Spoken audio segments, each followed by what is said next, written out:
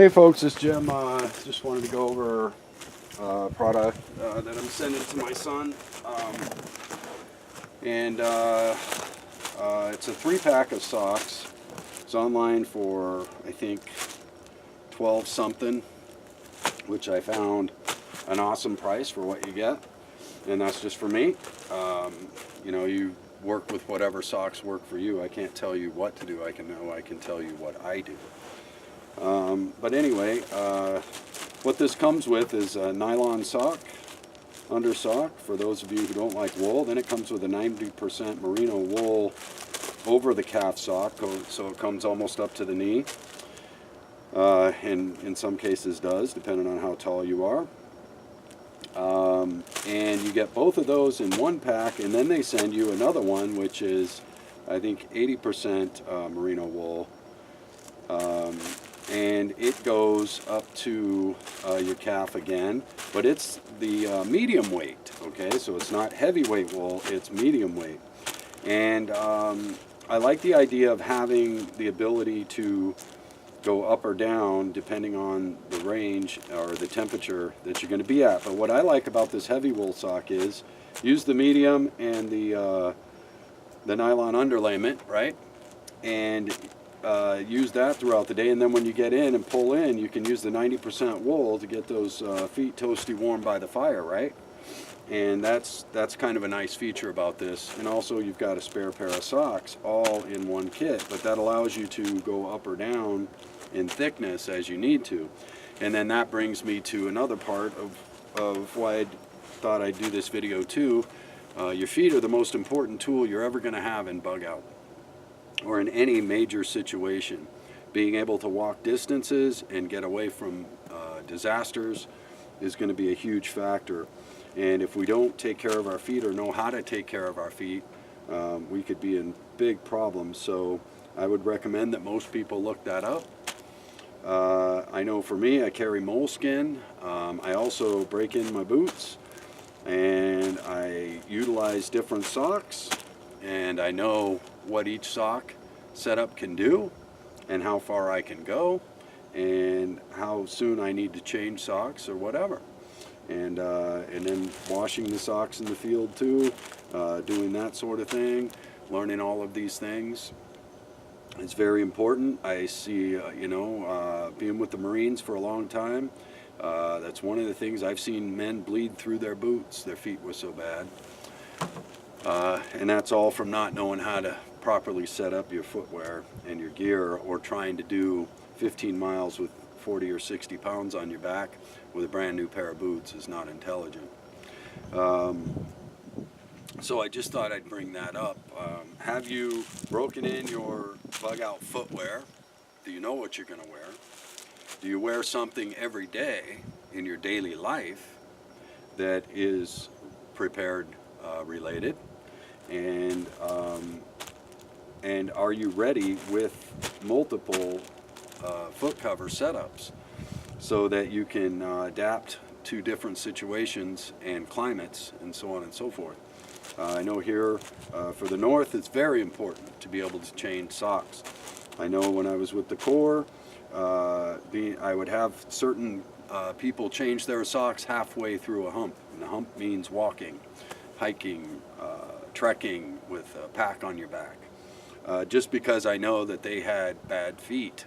So I would make them change their socks at one of the break points along the way during the day. And other people needed moleskin. Some people have irregular feet, so you're going to have to really break in your boots and shoes for that. I've been fortunate. I don't have foot problems, and for me, trekking is pretty easy. But there are a lot of people with severe challenges with regards to irregular feet. So, and buying the right footwear, learning how to do that, buying the right socks to go with that footwear, breaking in the footwear so that it breaks into the socks, and also to the weight of 40 or 20 to 40 to 60 pounds, whatever your pack is. I try and keep my gear pretty low. But you're going to have to figure that all out for yourself. Nobody can tell you what to do because all of your feet are different. All of your tolerances are different. Some of you can't stand wool on your feet. That's why, like this setup, you've got nylon to go on your feet, and then the wool is over the feet.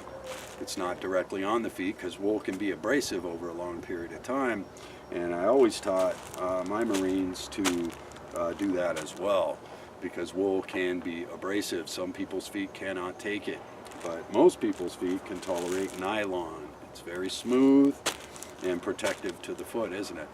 And it also has great moisture wicking and thermal retention, doesn't it? So with nylon and wool, we're going to be pretty toasty warm, aren't we? And also very comfortable and be able to trek for a long distance.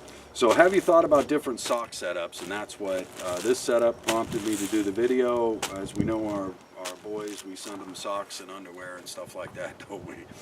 It's just a regular thing, right? But anyway, have you thought this through? Have you really put some thought into it as to what it takes to keep your feet going? We used to call our boots the black Cadillacs, man, because they were carrying us everywhere and we had to take care of them. You know what I mean? And without those feet, we're in big trouble, aren't we? So have you thought it through? Have you really broken in your footwear that you plan on bugging out in? Have you really broken it in? I mean, not just walked around in it a little bit, but put your pack on and gone 10 miles or so with it.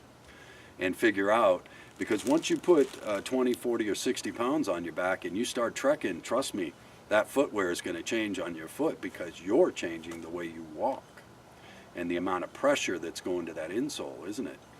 All of this is very important, and the only thing that will get you prepared is experience. Not me talking, not the best person out there talking, won't do you any good. Walking, finding out, discovering what happens to your feet under load and in different thermal situations and different distances and with different loads, right?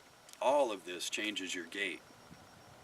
When you get tired, your gait will change, and that's going to cause your feet to wear different as well. So learning, knowing, and understanding all of these things and actually doing these things is pretty important.